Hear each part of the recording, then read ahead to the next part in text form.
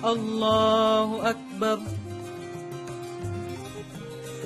Bagi umat muslim, sholat merupakan tiang agama yang sangat penting. Sholat menjadi pembeda antara orang muslim dengan orang kafir. Dalam Islam, sholat menempati kedudukan yang tidak dapat ditandingi oleh ibadah lainnya, sehingga disebutkan bahwa perbedaan antara orang yang kafir dengan yang tidak adalah pada sholatnya. Dalam hadis riwayat Muslim juga dikatakan, pembatas antara seorang muslim dan kesyirikan dan kekufuran adalah meninggalkan sholat. Pemirsa asal muasal, sholat sendiri berasal dari bahasa Arab yang memiliki arti doa, sedangkan menurut istilah, sholat adalah ibadah yang dimulai dengan bacaan takbiratul ihram dan diakhiri dengan mengucapkan salam berdasarkan pada syarat dan ketentuan tertentu. Menjadi dasar dan pedoman dari setiap aktivitas yang dijalankan oleh umat muslim, menjadikan sholat sebagai ibadah yang mengatur segala aktivitas, baik itu yang diperintahkan maupun dilarang oleh Allah Subhanahu wa Ta'ala. Namun, tahukah Anda pemirsa bahwa perintah sholat nyatanya diturunkan langsung oleh Allah kepada Nabi Muhammad melalui peristiwa Isra Mi'raj? Untuk mengetahui lebih dalamnya, asal muasal akan mengajak Anda menjelajahinya dalam jelajah waktu dan cerita. Salah satu peristiwa yang dipandang penting bagi umat muslim adalah Isra Mi'raj. Peristiwa Isra Mi'raj merupakan peristiwa di mana Allah Subhanahu wa Ta'ala memberikan perintah langsung kepada Nabi Muhammad SAW untuk melaksanakan sholat 5 waktu. Isra sendiri bermakna perjalanan malam, yang mana digambarkan sebagai peristiwa perjalanan Nabi Muhammad SAW bersama malaikat Jibril dari Ka'bah di Mekah hingga Baitul Maqdis yang berada di Yerusalem. Perjalanan yang beliau tempuh dalam semalam itu menggunakan buraq. Peristiwa tersebut sebagai salah satu tanda kebesaran Allah yang tidak dapat dilihat oleh manusia lainnya. Sedangkan Mi'raj bermaknakan kenaikan adalah peristiwa Nabi Muhammad dari Baitul Maqdis membelah langit ketujuh yang dilanjutkan ke Sidratul Muntaha. Pada awalnya, Nabi Muhammad mendapat perintah sholat dari Allah sebanyak 50 kali dalam sehari. Namun Nabi Musa mengingatkan bahwa jumlah itu terlalu besar bagi umatnya. Setelah melalui proses yang panjang, tersisalah 5 rakaat sehari semalam yang sekaligus menjadi titik penting perjalanan beliau dalam malam tersebut. Peristiwa Isra Mi'raj menjadi bukti kekuasaan Allah yang mampu melampaui segalanya tanpa terbatas oleh ruang dan waktu.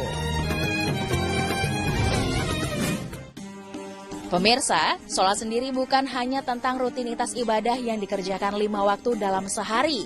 Sholat juga menjadi bukti keimanan dan ketaatan seorang hamba dalam menjalankan perintah Allah Subhanahu wa Ta'ala. Ada banyak keutamaan menjalankan ibadah sholat fardu, salah satunya adalah mencegah perbuatan keji dan mungkar. Selain fungsi spiritualnya, sholat juga memiliki manfaat bagi kesehatan tubuh dan pikiran. Melibatkan berbagai gerakan serta posisi fisik, nyatanya secara ilmiah, sholat memiliki manfaat dalam dunia medis dan kesehatan. Karena sholat dilakukan berulang kali setiap harinya, gerakan-gerakan sholat memiliki dampak tersendiri bagi tubuh kita. Dilansir dalam Islam Finder, posisi yang dilakukan selama sholat dipercaya dapat meningkatkan sirkulasi darah. Dalam kasus ini, gerakan sholat sangat membantu dalam mengatur aliran darah ke seluruh tubuh, seperti pada posisi ruku, di mana aliran darah diatur di tubuh bagian atas, dan saat tasyahud, aliran darah di tubuh bagian bawah diatur. Selain meningkatkan sirkulasi darah, gerakan ruku dan sujud juga dapat membantu mengurangi rasa sakit di sumsum tulang belakang dan sendi pada pinggul. Manfaat dari sholat 5 waktu secara keseluruhan dapat melemaskan sendi bahu, siku, lutut, hingga pergelangan kaki dan pinggul. Setiap gerakan yang terdapat pada sholat juga merupakan bentuk olahraga dan meningkatkan metabolisme tubuh seseorang yang pada dasarnya dapat meningkatkan kesehatan jantung secara keseluruhan. Menurut ilmu pengetahuan modern, salah satu bentuk olahraga yang paling sehat adalah yoga. Dan telah ditemukan juga fakta bahwa setiap gerakan pada sholat bentuknya menyerupai gerakan yang terdapat dalam domain yoga. Salah satu manfaat dari sholat 5 waktu yang terakhir adalah menjaga kebersihan dan kemurnian dari keseluruhan yang dicapai individu. Seperti yang kita ketahui, sebelum melaksanakan sholat, semua umat muslim diwajibkan berwudu dengan air ataupun tayamum untuk membersihkan dirinya dari najis. Dimulai dari membersihkan telapak tangan hingga telapak kaki, berwudu juga dapat menjaga kebersihan secara konstan dan menghasilkan kulit yang lebih sehat. Sebagian besar umat muslim, khususnya Indonesia, memiliki cara pandang jika wudhu dan sholat merupakan dua hal yang tidak terpisahkan. Wudhu sendiri dikenal sebagai salah satu syarat sah sholat. Dengan kata lain, sholat tidak bisa disebut sah jika tidak melaksanakan wudhu. Secara bahasa, wudhu berasal dari kata wudoa yang artinya adalah bersih, baik atau murni. Namun jika didefinisikan secara fikih, wudhu adalah menggunakan air pada anggota tubuh tertentu dan dibuka dengan niat. Namun tahukah Anda pemirsa, kapan tepatnya waktu diperintahkan wudhu tersebut? Banyak ulama yang berselisih paham mengenai wudhu. Ada yang mengatakan bahwa wudhu diperintahkan bersamaan dengan kewajiban sholat 5 waktu. Ada juga yang berpendapat wudhu telah diperintahkan sebelum adanya perintah sholat. Sebagian lainnya menyatakan wudhu baru diwajibkan setelah Nabi Muhammad hijrah ke Madinah. Dalam beberapa hadis juga dijelaskan bahwa wudhu merupakan salah satu syarat utama diterimanya sholat bagi umat muslim, dan Allah tidak akan menerima sholat umatnya jika seorang dari kalian berhadas hingga berwudhu. Selain bertujuan untuk menghilangkan hadis dan najis, wudhu dan membersihkan diri lainnya juga bermanfaat untuk kesehatan jasmani dan rohani. Selain itu juga, berwudhu tidak hanya dengan menggunakan air, berwudhu juga dapat menggunakan debu yang disebut dengan tayamum. Pemirsa asal muasal, sholat dijalankan dengan penuh kekhusyukan agar dapat merasakan ketenangan dan kedamaian. Melakukan kewajiban sholat dengan khusyuk memang bukan perilah yang mudah. Bahkan tak jarang pula, sholat yang kita lakukan bisa terganggu dan menyebabkan batal. Tidak konsentrasi saat membaca bacaan sholat, lupa dengan jumlah rakaat yang sudah dijalankan, hingga hadirnya pikiran-pikiran yang memalingkan konsentrasi adalah beberapa contoh gangguan yang dapat menyebabkan ibadah kita menjadi tidak khusyuk. Gangguan-gangguan seperti tadi ternyata adalah ulah dari setan loh pemirsa. Setan tidak akan berhenti menggoda manusia sampai akhir zaman. Itulah pekerjaan setan yang memang diizinkan oleh Allah untuk menggoda manusia. Akan tetapi hanya orang yang benar-benar beriman yang tidak akan tergoda oleh bujuk rayunya. Setan akan mencari teman untuk menemaninya di neraka kelak. Dalam hal ibadah sholat pun kita tak luput dari godaannya. Setan adalah makhluk Allah yang tidak akan pernah bosan mengganggu Bani Adam sampai kapanpun. Namun di sisi lain, Allah telah memerintahkan kepada semua umatnya untuk menjauhkan diri dari setan. Agar terhindar dari godaan semacam ini, para ulama menganjurkan agar sebelum sholat, kita membaca istighfar dan al-mu'awwizatain, yaitu surat Al-Falaq dan surah An-Nas. Pemirsa, itulah beberapa informasi seputar sholat, berwudu, hingga gangguan yang kerap kali setan lakukan kepada umat muslim yang sedang melaksanakan ibadah.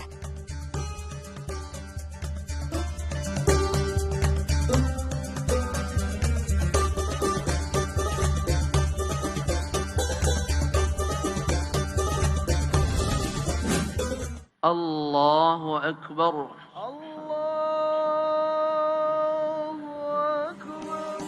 Sholat merupakan salah satu dari rukun Islam yang wajib untuk dilakukan oleh umat muslim.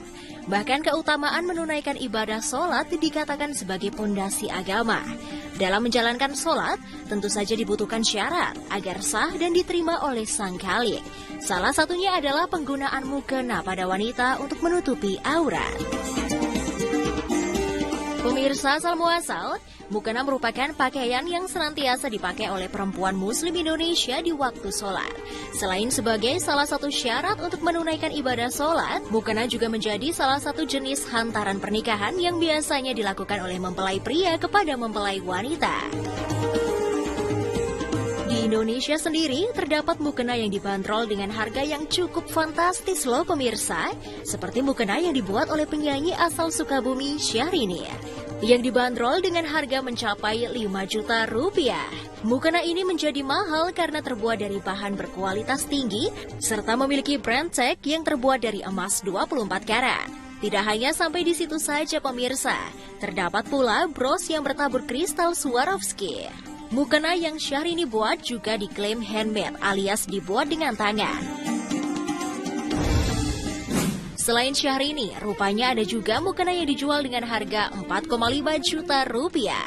Mukena ini dibuat oleh Dian Sastro Wardoyo dengan merek Villadira. Mukena ini nampak seperti gaun pengantin dengan bahan tules sutra premium dan aksen rendra, bordir, serta payet, membuat harga mukena ini dibanderol dengan harga yang tinggi. Namun, tahukah Anda bagaimana mukena bisa menjadi pakaian sholat wanita muslim di Indonesia? Untuk itu, Asal Muasal akan mengajak Anda menelusuri jejak sejarah di balik mukena beserta dengan perlengkapan sholat lainnya dalam jelajah waktu dan cerita. Pemirsa Asal Muasal, pada kenyataannya mukena hanya dikenakan oleh wanita muslim di Indonesia dan kawasan Asia Tenggara lainnya. Sementara di negara lain, mereka biasanya menggunakan baju yang rapi, panjang, dan tidak berbentuk seperti jubah atau gamis panjang, dengan hanya menampakkan wajah dan telapak tangan saja yang disebut burka atau abaya. Konon, mukena merupakan hasil adaptasi yang dilakukan oleh para wali pada zaman dahulu. Pada saat itu, cara berbusana perempuan Indonesia adalah mengenakan kemben yang memperlihatkan dada bagian atas hingga kepala. Untuk menyesuaikan dengan cara berbusana Islam, maka dibuatlah mukena yang sederhana, namun tetap bisa menutupi seluruh anggota tubuh kecuali wajah dan telapak tangan. Tersebar hampir di seluruh Indonesia, nyatanya mukena memiliki beberapa istilahnya masing-masing di setiap daerah. Di Jawa, mukena biasa disebut dengan rukuh, sedangkan Minangkabau menyebutnya dengan tilakuang, dan beberapa orang Melayu menyebutnya telekung. Selain mukena, terdapat juga beberapa perlengkapan sholat lainnya yang akan kami rangkum untuk Anda. Peci atau kopiah. Pasti Anda sudah tidak asing lagi dengan benda yang satu ini. Barang yang seringkali digunakan oleh kaum Adam untuk menutupi kepalanya ini dipercaya sebagai simbol memuliakan kepala bagi orang yang memakainya. Songkok atau yang kerap disebut dengan kopiah atau peci merupakan barang yang populer bagi masyarakat Melayu di Malaysia, Singapura, Indonesia, dan selatan Thailand. Namun tahukah Anda, di daerah Padurenan Kudus, Jawa Timur, terdapat peci yang terbuat dari karung goni. Lewat tangan Marwoto lah, kerajinan kopiah berbahan dasar karung goni ini memiliki banyak peminat yang tidak hanya di dalam negeri saja, tapi hingga mancanegara. Marwoto mematok harga Rp30.000 hingga Rp35.000 untuk satu pecinya. Di Indonesia sendiri, peci pertama kali diperkenalkan oleh Sunan Kalijaga, yang merupakan salah satu dari 9 wali Allah. Pada mulanya, Sunan Kalijaga membuat mahkota atau kuluk yang diperuntukkan khusus untuk Sultan Fatah. Kuluk yang dibuat Sunan Kalijaga untuk Sultan Fatah saat itu mirip dengan songkok atau peci. Hanya saja ukurannya jauh lebih besar dibandingkan peci yang kita kenal saat ini. Di catatan lain, ada pula yang berpendapat bahwa Laksamana Chengholah yang membawa peci ke Indonesia. Sebenarnya, peci merupakan sunnah yang diajarkan Nabi Muhammad SAW kepada umatnya. Sebab peci menjadi alat yang membantu untuk menyempurnakan salat agar dahi saat bersujud tidak terhalang rambut. Bisa dikatakan, peci merupakan anjuran dalam ajaran Islam. Meski penggunaan peci disebut sebagai anjuran dalam ajaran Islam, namun banyak pemimpin non-muslim di Indonesia yang dipotret menggunakan peci. Melalui Soekarno lah, peci menjadi identitas bangsa yang tidak semata-mata identik dengan mereka yang beragama Islam. Lebih dari itu, kini peci telah bertransformasi menjadi busana formal. Pada tahun 1921 di Surabaya, saat Soekarno mengikuti rapat Jong Java menjadi titik balik dari penggunaan peci. Dalam buku Bung Karno Penyambung Lidah Rakyat Indonesia yang ditulis oleh Cindy Adams, Soekarno berkata, "Kita memerlukan sebuah simbol dari kepribadian Indonesia." Sebagai tokoh nasionalis, Soekarno berhasil menyebarkan citra peci sebagai identitas bangsa. Kopiah dan peci tidak selalu berwarna putih atau hitam polos. Peci sendiri memiliki berbagai macam warna serta motif yang berbeda-beda. Beberapa umat muslim diantaranya juga ada yang menutupi kopiah dengan menggunakan sorban. Jika di Indonesia, peci atau kopiah identik dengan warna hitam, maka berbeda dengan peci yang berasal dari negara Turki. Peci yang biasa disebut sebagai fezi ini memiliki warna merah dengan bentuk silinder tinggi. Topi fez tidak hanya dipakai oleh umat muslim saja, tetapi juga penganut agama lain hingga cabang kelompok rahasia Freemason. Karakul atau karakul adalah peci yang terbuat dari bulu domba karakul atau bulu lembu Foetus. Jika dilihat sekilas, peci satu ini memang terlihat mirip dengan kopiah yang ada di Indonesia. Pada awalnya, karakul merupakan bagian dari pakaian adat orang asli Kabul. Namun seiring berjalannya waktu, karakul juga digunakan oleh pria Asia Tengah dan Selatan. Bahkan mantan Raja Afghanistan, Hamid Karzai, juga kerap kali terlihat mengenakan peci karakul. Satu lagi, peci yang terbilang cukup unik adalah kalpak, atau yang biasa juga disebut dengan akalpak. Topi yang biasanya terbuat dari 4 panel putih dengan pola tradisional yang dijahit menjadi hiasan ini biasa dikenakan oleh laki-laki muslim di pedesaan Kirgistan. Selain itu, akalpak juga merupakan simbol kebangsaan. Meskipun terlihat agak aneh, tutup kepala ini juga merupakan barang praktis untuk menjaga kepala tetap hangat.